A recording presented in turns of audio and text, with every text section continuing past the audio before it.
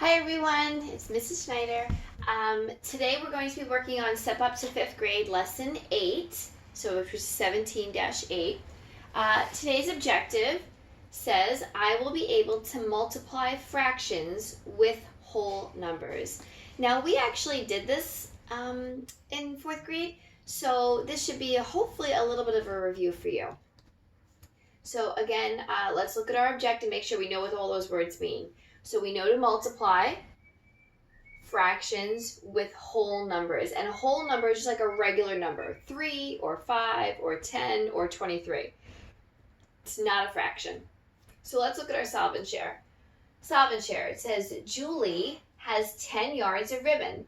She divides the ribbon into 3 equal pieces. So I drew a picture over here of my ribbon, which is 10 yards, and I divided it into 3 equal pieces. Now, when you divide something into 3 pieces, it means you've divided it into thirds.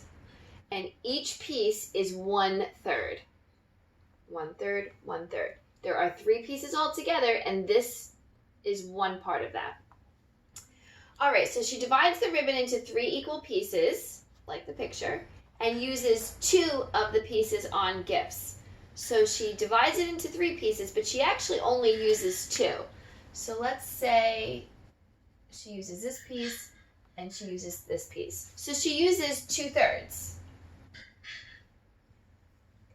And the question says, how much ribbon does she use? Well, in order to figure out how much ribbon she uses, we need to figure out what is 2/3 of 10.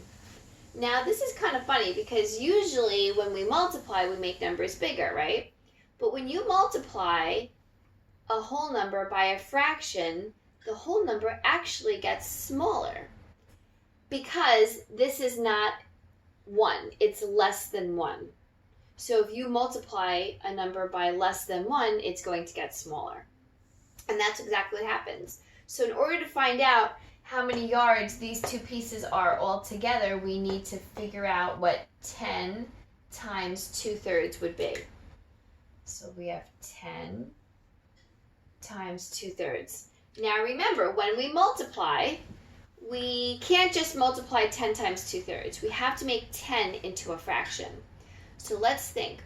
Who can remember what we do to a whole number to make it a fraction? I can make it a fraction. So who remembers how we can do that? Well, if you said put a 1 underneath it, you are correct. I'm just going to make this a tiny bit smaller so it's a little bit easier to see. Make it into a fraction. So that's what we did. We're going to take our 10 and put it over 1. And now it's a fraction. And now what's easy is we could just multiply straight across.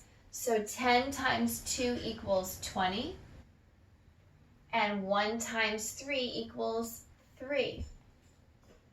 And now we know that 20 over 3 is called an improper fraction, and we cannot leave it like that, so we have to divide. So let's count by 3s until we get close to 20 without going over. So 3, 6, count with me, 9, 12, 15, 18. If I go one more, that's 21. I can't do that. So 18 is it. So that is 6. So my whole number here is 6. And I got to 18, right? So what was left over? 19, 20. 2 left over. So that becomes our numerator, and the denominator stays the same. So our answer is Julie used 6 2/3 yards of the ribbon. She started with 10 and she used 6 2/3. Alrighty, let's try another example.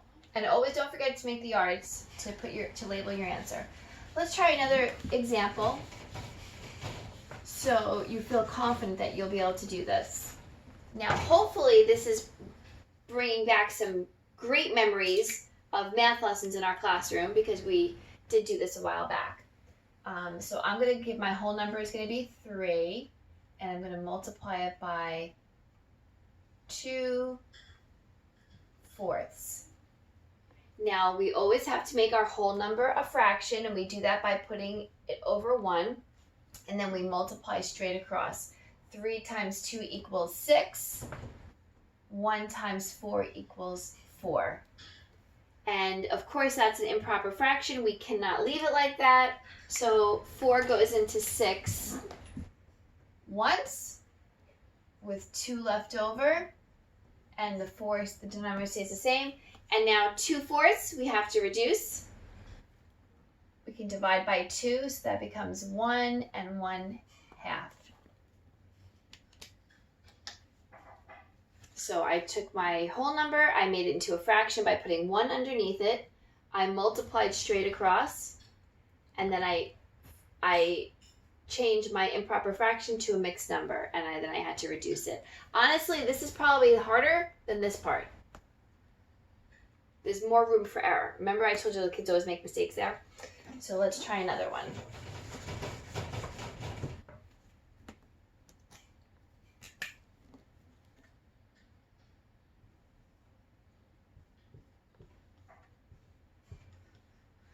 Okay, 6 times 2/7. I made my 6 a little small, but you can't leave that whole number like that, right? So we have to put it over 1 and then multiply straight across. 6 times 2 is, if you said 12, you are correct. Good thing school's almost over because my markers are almost done. 12/7. And you know how we used to clean our boards so nicely with the hand sanitizer, which would drive me crazy, but you guys did it. Now the board has not been cleaned with hand sanitizer, obviously, because you can't buy that anymore. All right, so 12/7. So 7 goes into 12 once. Let me switch markers here. And we have 5 left over. And the denominator stays the same, 1 and 5/7. Alrighty, everyone. So to recap, when you multiply a whole number by a fraction, you take your whole number and make it into a fraction by putting it over 1. Then you multiply straight across. Typically, you're left with a improper fraction, which that you have to change into a mixed number. All right. Well, good luck. Watch the video again if you are stuck, and go on. Then you can go on to do your assignment. Have a good day, everyone. Bye.